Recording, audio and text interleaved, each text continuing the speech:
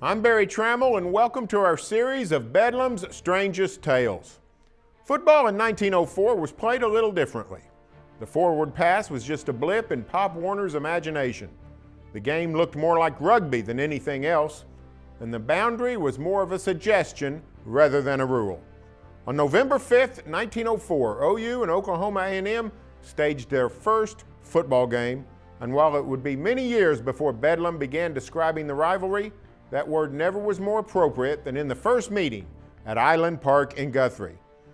Oklahoma was not even yet a state, and Guthrie was the territorial capital. A local commercial club enticed the university teams to meet, and so they did on a bitterly cold day. The park was lined by Cottonwood Creek, which a century later still is prone to flooding, and its banks were overrun on this day. The creek looked shallow, but in fact was 7 feet deep.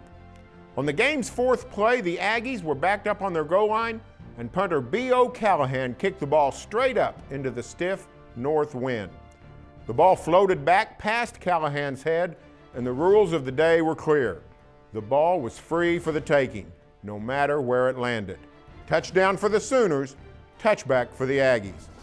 With players from both teams in hot pursuit, the ball landed and bounded down a foot trail and into the murky waters of Cottonwood Creek, where, according to OU historian Held Keith, it bobbed and floated like a cork as the swift current swept it downstream.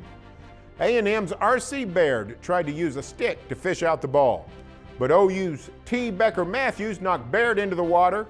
Matthews deduced that put Baird closer to the ball, so in went Matthews too.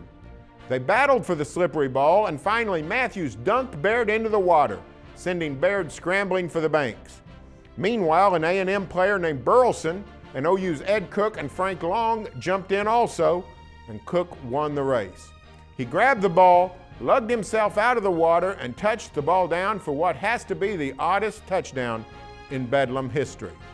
The Aquamen of both sides played the rest of their half in their freezing uniforms, but at halftime the OU trio compelled their reserves to offer up dry uniforms. The game continued, and OU won 75-0. But those are long forgotten details. What never will be forgotten is that the first Bedlam touchdown was scored with a wet football on the shores of Cottonwood Creek.